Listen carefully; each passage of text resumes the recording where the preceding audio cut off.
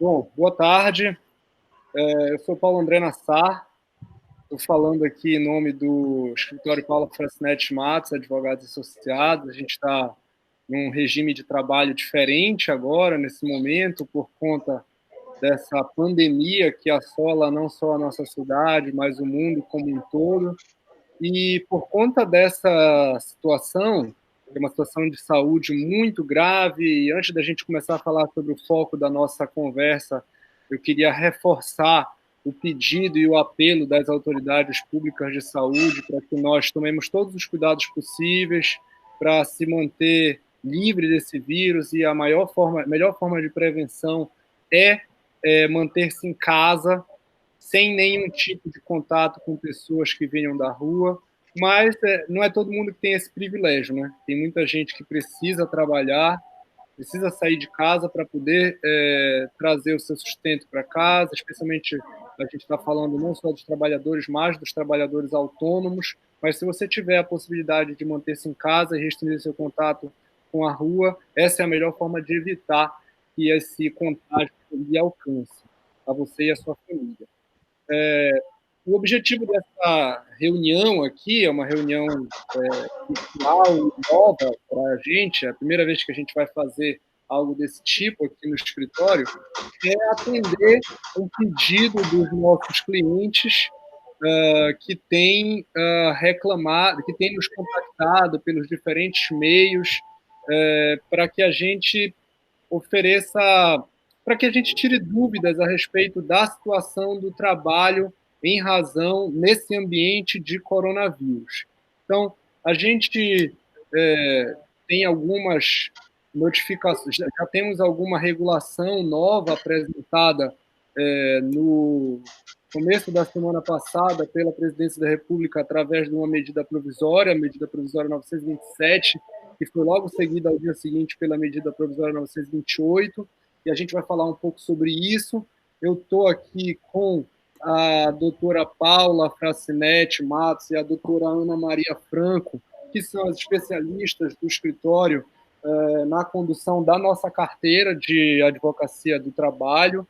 A gente vai conversar com elas com o intuito de esclarecer as principais dúvidas que já foram suscitadas pelos nossos clientes desde que o coronavírus efetivamente provocou essa mudança na rotina das pessoas, especialmente no estado do Pará. Então, eu queria saudar a doutora Paula Francinetti, a doutora Ana Maria, e passar a palavra primeiro para a doutora Paula, depois para a doutora Ana Maria, para fazer uns esclarecimentos, fazer uma manifestação inicial, e aí, em seguida, a gente vai passar para algumas perguntas que já foram selecionadas, que já foram enviadas pelos nossos clientes, e a gente também está à disposição para resolver qualquer tipo de dúvida que seja provocada aqui pela nossa audiência no Facebook. Como a gente ainda está nesse momento, como eu disse, a gente está fazendo a primeira tentativa que a gente está fazendo de comunicação virtual, a gente pede a colaboração e a compreensão, na verdade, de vocês sobre as dificuldades que a gente possa eventualmente enfrentar, e a gente também está com essa ação tentando ampliar a nossa atuação nas redes sociais. Eu queria pedir, nesse momento, fazer um momento youtuber, pedindo que vocês se inscrevam na nossa página do Facebook, que é Paula Francinetti Advogadas, e também na nossa página no Instagram, que tem o mesmo nome, @Paula Francinetti Advogados. Doutora Paula, muito boa noite. É um prazer estar aqui com a senhora nesta tarde, noite de quinta-feira, dia 26 de março de 2020. Como é que está a vida trancada em casa, doutora? Olá, tudo bem? Bem, né? Boa tarde, noite para todos. A minha espiritualidade me diz que tudo na vida tem um lado bom. Um lado bom que a gente pode refletir um pouco sobre o porquê essas coisas estão acontecendo, mas também eu acho que é uma excelente oportunidade para que a gente se aproprie de toda essa infotecnologia que está à nossa disposição e que, de algum modo, alguns de nós usavam mais recreativamente, a não ser, claro, aquele trabalho de trabalhar no escritório de advocacia, como é o nosso caso. Então, essa nossa primeira iniciativa é parte desse princípio, né, de que nós estamos tentando ficar confinados. Eu sou grupo de risco, mas nós, independente de eu pessoalmente ser grupo de risco, nós optamos por para que os nossos colaboradores todos fizessem os seus trabalhos em casa. Vamos ver até onde a gente consegue trabalhar dessa maneira. Gostaria de conversar um pouco sobre essa situação, não somente da medida provisória 927, mas de toda essa questão que assola a relação dos contratos de trabalho. Penso que é preciso compreender que é uma situação de exceção e que necessariamente demanda participação de todos, inclusive a nível de prejuízo. Se pode imaginar que numa situação dessa guerra, numa outra dimensão, é claro, que todo mundo vai ficar na mesma situação, ou que os trabalhadores em si vão continuar com todos os seus direitos garantidos. Então, é preciso ter equilíbrio para compreender que necessariamente haverá uma participação de todos nesse desafio.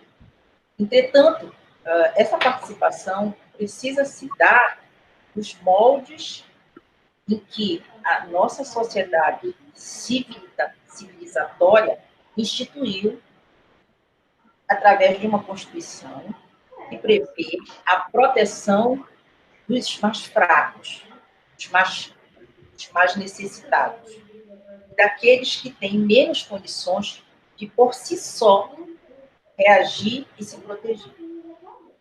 A própria medida provisória, ela traz no seu início aquilo que deverá ser a sua inspiração na sua interpretação. Veja, ela existe, ela começa dizendo assim, são medidas que poderão ser adotadas pelos empregadores para preservação do emprego e da renda.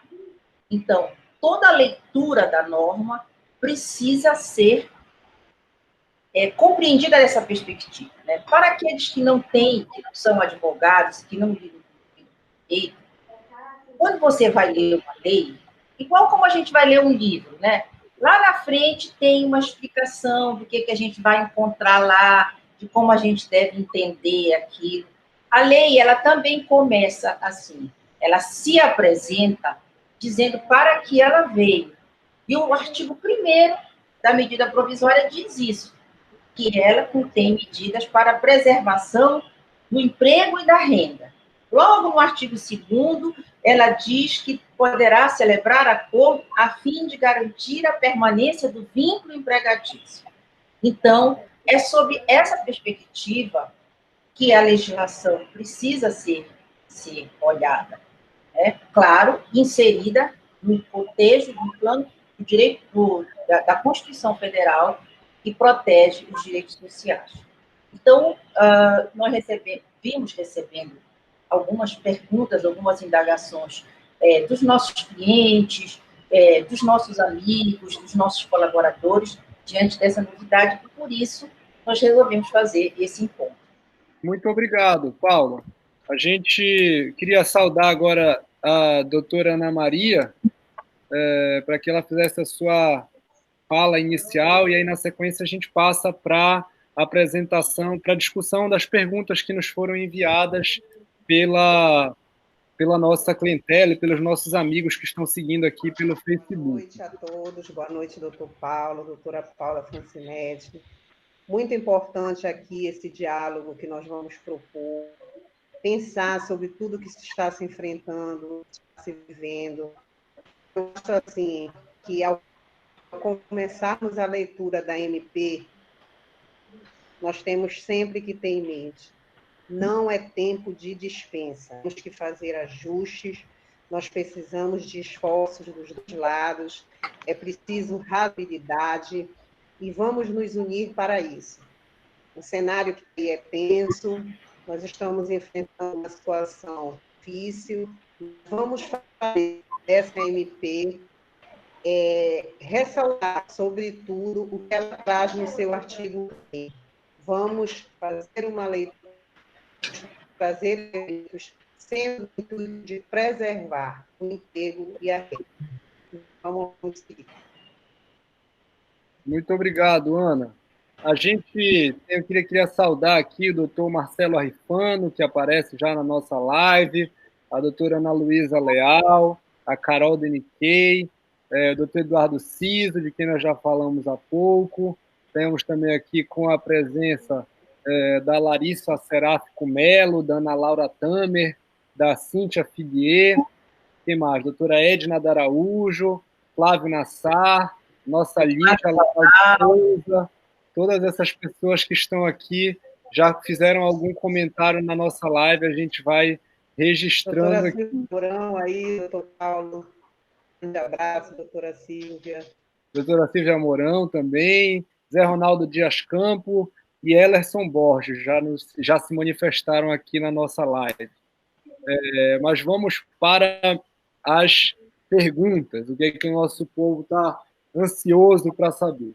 Tenho aqui a primeira pergunta. A empresa onde trabalho nos dispensou de comparecer ao serviço, mas disse que teremos que compensar o tempo que ficarmos em quarentena. Ela nos pergunta, como é que deve ser feita essa compensação? Então, aí eu queria abrir a palavra para as nossas especialistas. O que é que pode ser feito em nível de compensação? Como é que essa compensação pode ser feita? Enfim, fiquem à vontade para explorar esse tema. Com relação a essa questão de que o patrão mandou para casa e disse que depois vai compensar, a medida provisória está se referindo a alguma coisa chamada banco de horas. Banco de horas é um sistema que as empresas, antes mesmo da medida provisória, podiam usar, em que o excesso de jornada de um dia, ao invés de ser pago no final do mês com hora extraordinária, poderia ser guardado em um banco.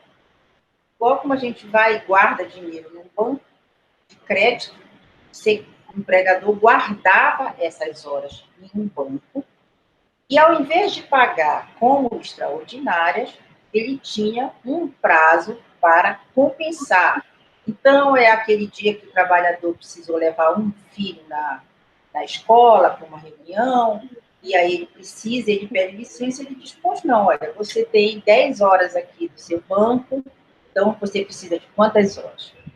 E a ideia de horas sempre foi uma ideia de crédito, banco de horas positivas. O trabalhador laborava mais do que as 8 horas e ia guardando para o dia em que ele precisasse.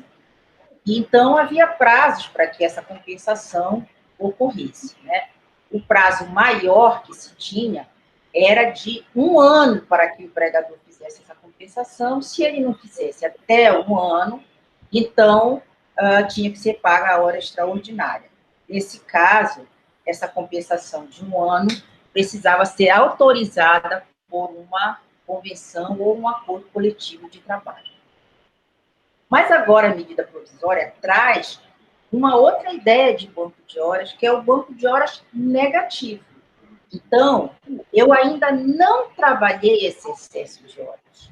Eu vou não trabalhar, porque a empresa foi fechada, meu patrão me mandou ficar em casa esperando, e ele está considerando a cada dia 8 horas de trabalho.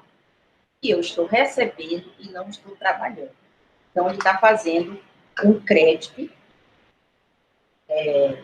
negativo das minhas horas. E aí, essa que é a principal questão. Vai poder compensar? Sim, vai poder compensar. A medida provisória autorizou, e autorizou que esta compensação possa ser feita até o prazo de 18 meses a partir da emissão da medida provisória. Tá, então isso significa que se eu tiver um contrato de trabalho de 40, se eu trabalho 40 horas semanais, por mês eu tenho 160 horas, arredondando. Se eu ficar 2 meses em casa, eu vou acumular, eu vou ficar devendo 320 horas para o meu empregador, é isso, doutora Paula? Exatamente. Você vai ficar devendo para o seu empregador essa quantidade de horas. E ele vai fazendo trabalhar a mais, né? Então, quando a situação voltar à normalidade, você trabalhará no máximo até 2 horas por dia, não ultrapassar 10 horas por dia, você poderá ser cobrado esse excesso, sem que haja pagamento de horas extras. Então, até que se consuma essas 300 e tantas horas, e esse prazo de compensação vai até são 18 meses. Acho que 18 meses a partir de agora de março, né? A julho de 2020. Então, é isso, é preciso saber isso. Né? Há alguma preocupação no sentido de que, e se houver a rescisão do contrato de trabalho antes que esse total de horas que está em débito, eu estaria matematicamente devendo ou não, sejam consumidas, e ele resolve me demitir em dezembro, por exemplo. Ele pode descontar esse valor da minha decisão? Essa é uma questão que também já foi colocada para a gente. Veja bem, eu comecei a minha fala dizendo que a medida provisória prevê uma série de situações para a manutenção do emprego e renda, para a manutenção da garantia permanência do vínculo de emprego. Esses, na minha opinião, são os vetores que permitem, são a cota de sacrifício que será exigida para os trabalhadores para que, em troca, eles tenham emprego e renda. Na medida em que esse contrato de trabalho for rompido por iniciativa do empregador, por exemplo, antes da possibilidade de compensação, na minha opinião, em razão da principiologia que informa a própria medida provisória e do silêncio da lei, que a lei não autoriza, veja bem, a lei autoriza não, ordena que quando as horas extras são positivas, ou seja, eu tenho 200 horas no meu banco e eu vou ser demitida amanhã, a lei fala expressamente que essas horas que não foram compensadas sejam pagas. A lei é silenciosa com relação às horas negativas, até como eu acabei de dizer, essas horas negativas são uma novidade. Então, na minha opinião, seja porque a lei não refere que as horas negativas podem ser abatidas, e a medida é uma medida de exceção, que tem claramente, expressamente, o objetivo de preservação, emprego e renda. Se isso é interrompido, no meu entendimento, não deve se descontar. Claro que essa será uma batalha dos tribunais. Nós poderíamos ter decisões diferentes daquilo que é o meu entendimento. Doutora Ana, e dessa hipótese que a doutora Paula há pouco falava, a hipótese da empregada ser demitida no curso enquanto ainda havia esse débito de horas com o empregador. Mas se a situação for outra, de repente a empresa fecha, que tipo de mudanças a gente poderia imaginar nesse cenário? Aí no caso, a empresa, ela está fechando por conta de uma situação que está posta, que nós aí podemos enquadrar como força maior. O estabelecimento está sendo extinto por conta da situação decorrente da pandemia. Aí nós vamos ter uma outra situação, e aí nós vamos falar da indenização que está prevista a partir do 502 lá da CLT.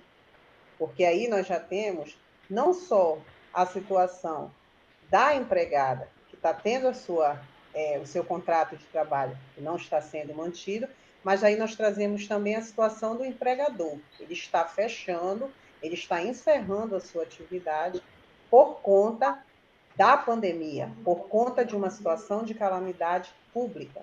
Então, aí já se enquadra na força maior e nós teremos, sim, que aplicar o 502 nessa questão da indenização.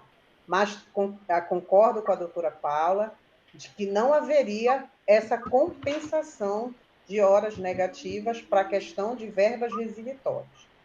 Isso não está previsto, isso não está disposto, isso é uma questão polêmica, o judiciário vai se manifestar, mas a nossa interpretação é essa. Tá ótimo, perfeitamente. Eu queria agora passar para a segunda pergunta que a gente tem e também reforçar a ideia de que a gente fez um esforço grande para chegar até aqui, para conseguir transmitir. A gente aprende, quando a gente sai da faculdade, ninguém ensina para a gente como é que a gente faz live para conversar com os nossos clientes num momento como esse. Então, a gente está aqui com uma audiência considerável. Eu queria deixar aberto o espaço de comentários desse vídeo no Facebook, para que, eventualmente, se você está assistindo a gente e tem alguma dúvida relacionada ao mercado de trabalho e como é que você deve agir, ou como é que você pode, o que você pode fazer com seus empregados, ou você quer saber o que seu empregador pode fazer diante dessa situação, fiquem à vontade para usar a caixa de comentários para fazer uma pergunta para a gente, que na medida do possível a gente vai atender. A pergunta que eu tenho aqui foi encaminhada por um cliente nosso que nos relatou o seguinte: o meu trabalho adotou um regime de home office, oferecendo os equipamentos necessários para trabalharmos em casa. Só que eles têm demandado muito mais trabalho de mim do que o habitual. Eu imagino que ela está dizendo que, na verdade, ela em casa está recebendo mais trabalho para fazer do que ela fazia no escritório. E aí ela pergunta: existe um limite de trabalho ou de desempenho que pode ser cobrado durante o home office? Veja bem, essa situação ela não se aplica tão somente à situação agora da pandemia. O trabalho à distância, ele é um trabalho que tem a sua limitação no que diz respeito à jornada, da mesma maneira que o trabalho dentro do trabalho presencial, né? Então, se é possível demonstrar que o trabalho é exercido uma quantidade de horas que supera a jornada normal, a tradicional, a clássica da maioria, que é de 8 horas, então, sim, é possível que se cobre essas horas extras. Neste caso, se é possível demonstrar, seja que o empregador controla o trabalho, ele também está online, verificando a produção, ou, ainda que ele não esteja online verificando a produção, ele envia uma quantidade de trabalhos, de relatórios, de planilhas, enfim, que permitam demonstrar que a execução demanda um tempo superior à jornada, então é possível se cobrar essas horas extras. A pergunta diz se você pode se recusar a fazer. Veja, quando você está dentro da empresa, em um determinado momento você recebe mais trabalho, você lá dentro não se recusa, né? Você faz e cumpre aquela jornada e depois cobra as suas horas extras. Mas eu entendo que você estando dentro do seu ambiente familiar, você pode invocar o seu direito à desconexão, que é uma bandeira muito interessante, né? Uma tese muito interessante que existe hoje, de que você pode, a partir de um determinado momento, desligar os meios que permitem controle, o acesso e até o trabalho para o empregador. Então, acho que sim, você pode sim. Agora, isso tudo respeitando a jornada de trabalho diária, né? Então, a gente não está dizendo que a pessoa pode resolver desligar o celular, o computador depois das 3 da tarde porque ela está de saco cheio do empregador, né? Isso é numa situação de que o que a gente está tentando estressar aqui, colocar em evidência, é que a tua jornada de trabalho a ser cumprida em casa é igual àquela que você cumpriria no seu ambiente de trabalho. Então, se você tem que trabalhar de 8 às 12, de 14 às 18, espera-se que se pode exigir que você esteja à disposição do empregador a partir das 8 horas e até as 12, com 2 horas de almoço e depois voltando de 2 até as 18. Se você tiver que se ausentar da sua atividade para ir ao médico, ir até o supermercado,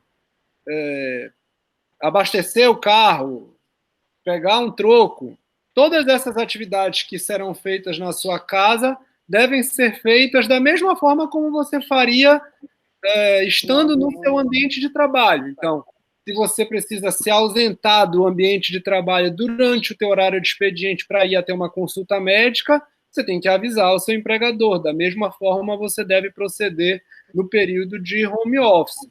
Você tem que avisar para o seu empregador que durante aquele período você vai estar indisponível por conta de um gato, por exemplo, que está lhe perturbando enquanto você está falando de um assunto sério. Outro aspecto relevante também na questão do home office é a questão da saúde e rigidez, né, do trabalhador quanto ao aspecto ergonômico e psíquico, né? É preciso também que tenham atenção para a questão dos instrumentos de trabalho, se estão adequados, e a própria ambientação. Nós temos sempre que ter em mente que todos estamos vivendo uma tensão, de forma que o empregador que se utilizar da ferramenta do home office também disponha, também traga ao seu empregado, disponibilize as ferramentas, estando adequadas ergonomicamente, para assim que flua a produção e consiga se atingir o objetivo, que é manter o trabalho, mas em condições adequadas de saúde e rigidez.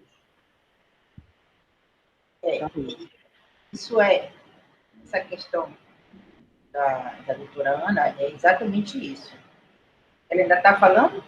Não. Aqui no Facebook me parecia.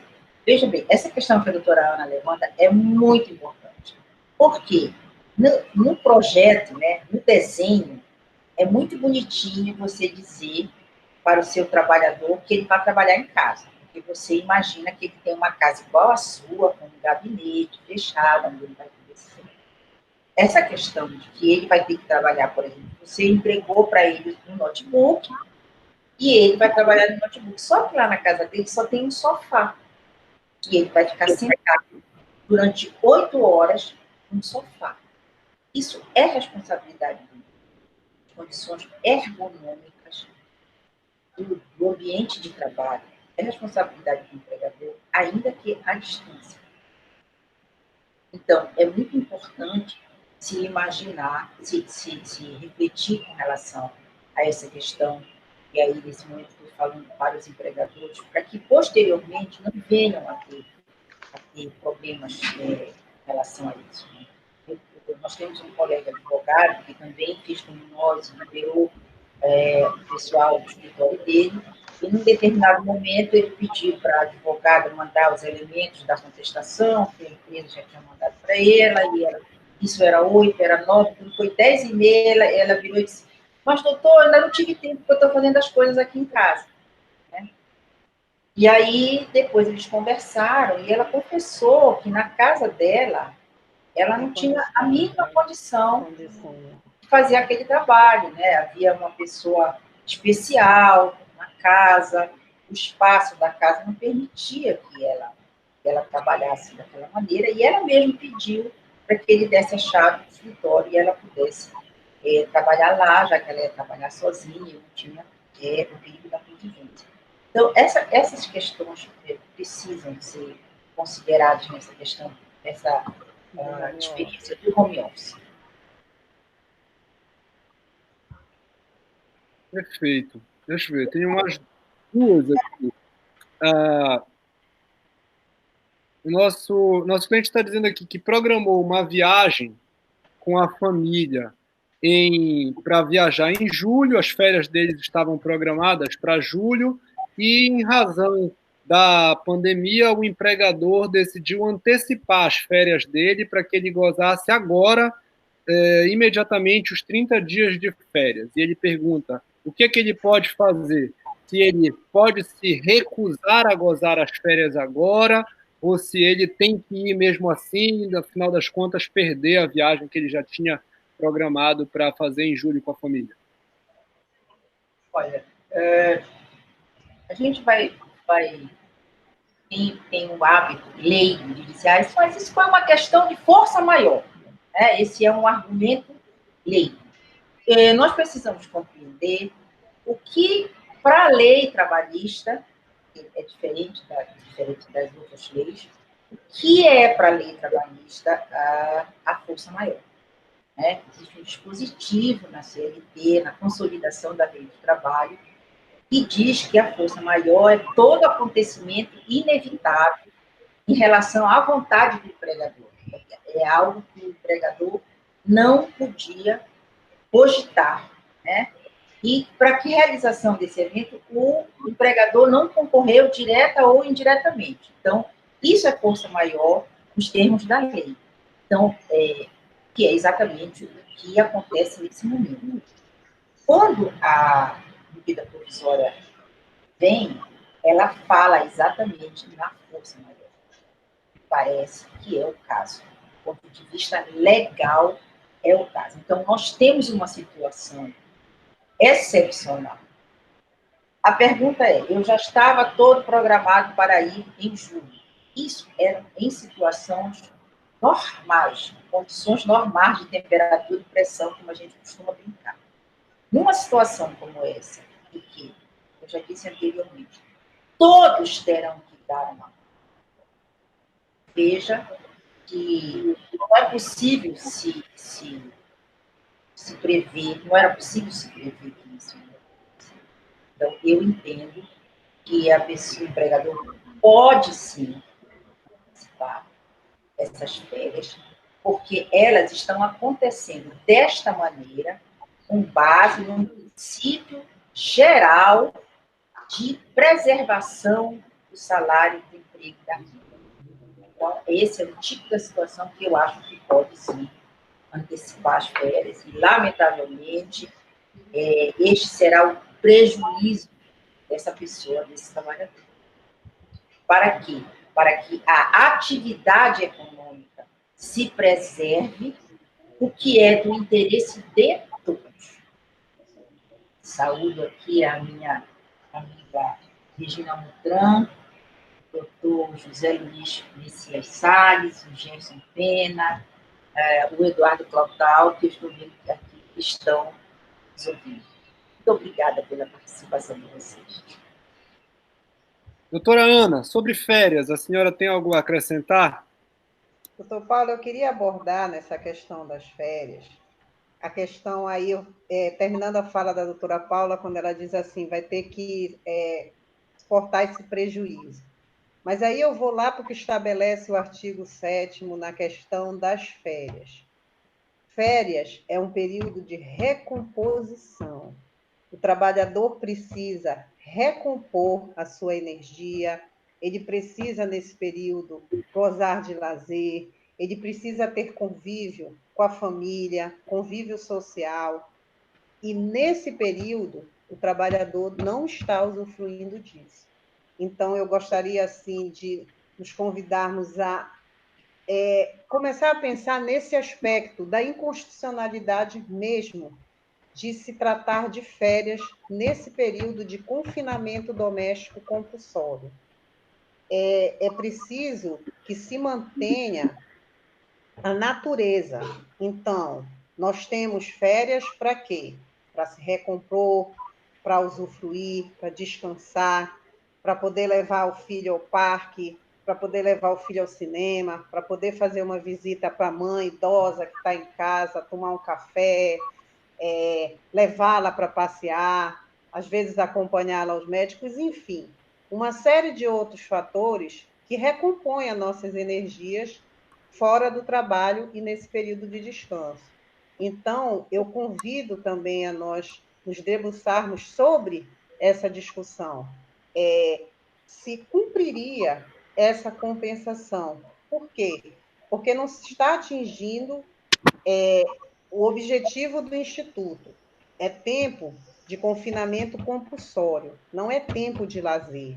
Então, daí a minha indagação em relação a essa compensação, em relação aos férias.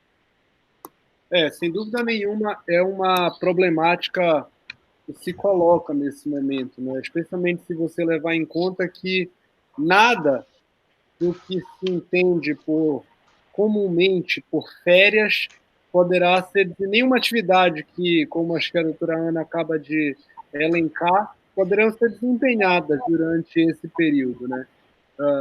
Mas, de alguma forma, fica muito boa a nossa conversa nesse ponto, porque aí a gente consegue, ao menos, estressar duas possibilidades de leitura desses dispositivos. A gente está com 45 minutos já online. Nossa, já? Passa rápido, né? Muito. A gente vai para a última pergunta, que é uma pergunta que chegou aqui de um cliente, pessoa jurídica, que nos pergunta o seguinte: doutora Paula, posso suspender os contratos de trabalho que eu tenho na minha empresa pelo período que durar a quarentena do Covid-19? Quando a medida provisória foi editada, havia um artigo que permitia a suspensão por até 4 meses. Então, o empregador estaria obrigado a colocar à disposição dos empregados uns cursos de treinamento. Houve uma briga geral, imediata, por toda a sociedade civil, por todos aqueles que têm conhecimento político, e no dia seguinte esse artigo da medida provisória foi revogado. Mas alguma coisa ainda virá nesse sentido. E a gente precisa novamente pensar na questão da força maior. Então, veja, a CLT prevê que, em caso de força maior, previa, melhor dizendo, que em caso de força maior, poderia haver a redução geral de salários da empresa proporcionalmente aos salários de cada um. Esse dispositivo, entretanto, não foi recepcionado pela Constituição Federal, porque a Constituição Federal condiciona a redução salarial a uma convenção ou acordo coletivo. Então, veja, independente da vinda ou não de uma nova medida provisória tratando dessa redução salarial, a legislação que já temos permite, a considerarmos que estamos em situação de força maior, a redução salarial, entretanto, mediante acordo ou convenção coletiva. Eu queria voltar um pouquinho antes da questão que a doutora Ana Maria colocou, o objetivo das férias, que é o lazer, né? As férias, como assim, eu costumo dizer, tudo faz sentido do direito. As férias, o descanso intra-jornada, por que eu tenho que ter 11 horas entre a hora que eu saio da minha casa, do meu trabalho, até o dia em que eu volto no dia seguinte? Por que eu tenho direito a 30 dias de férias? Por que o bancário trabalha só 6 horas e não 8? Essas disposições todas, elas não existem porque o legislador tinha uma prima que era bancária e queria protegê-la. Na verdade, essas disposições, elas estão consonantes com normas de segurança e medicina do trabalho. São regras médicas, técnicas, que demonstram a necessidade das férias anuais, enfim. Então, é verdade que a concessão antecipada de férias, ela, numa situação de pandemia, em que você precisa ficar em casa, ela desvirtua esse fundamento. Entretanto, eu peço venha para discordar, peço licença para discordar, e dizer que, neste caso, em que cada um terá que dar uma parcela de sacrifício,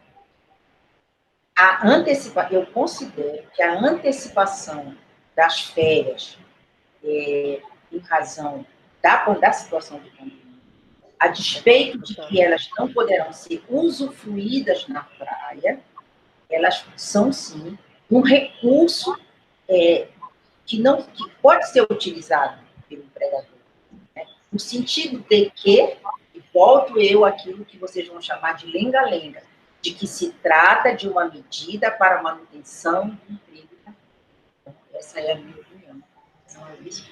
Embora a gente saiba que essa discussão vai se dar nos tribunais aí longamente.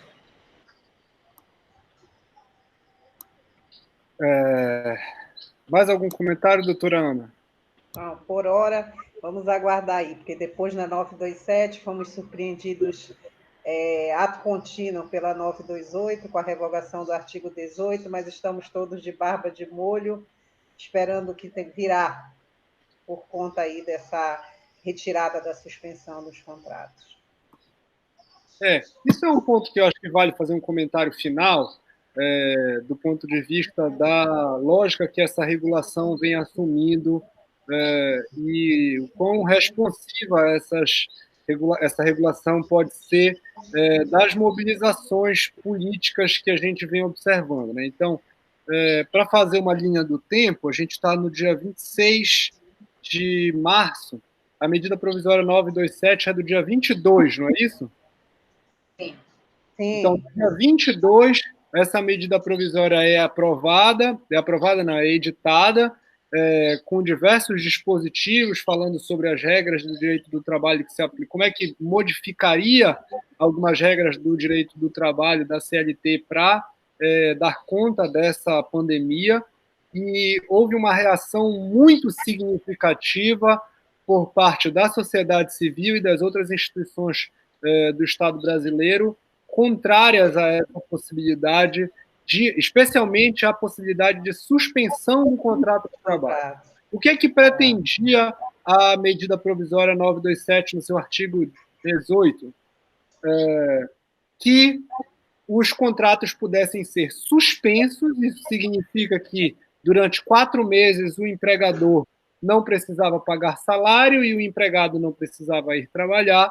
Só que num ambiente como esse, imagina como é que essas pessoas iam viver trancadas dentro de casa sem qualquer salário. Essa resposta foi muito...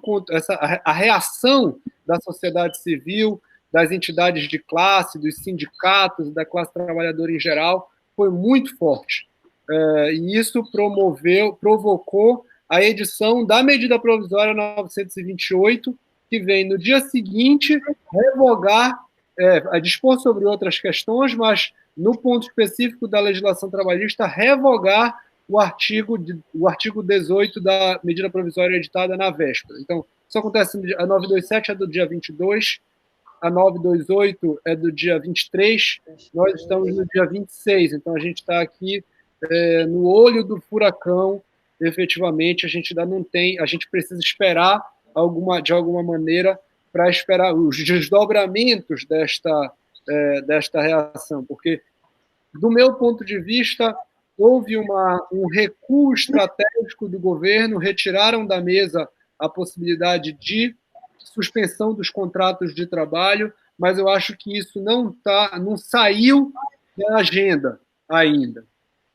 A gente não sabe quanto tempo essa pandemia vai durar, mas pelo menos pelos próximos 2 meses a gente deve estar nessa situação, e a gente tem que ficar muito atento e aprender também com esse movimento, com essa reação forte que se deu e que encontrou nos ouvidos do governo federal, por que motivos eu não sei, não nos cabe avaliar, mas encontrou ali a necessidade de voltar atrás. Foi um recuo bastante significativo que, num primeiro momento, a gente até desconfiou que ele fosse acontecer, mas ele efetivamente aconteceu, e isso significa que o terreno que há 2 anos atrás era muito propício para alterações da legislação trabalhista, hoje já não encontra tanta facilidade de proliferar.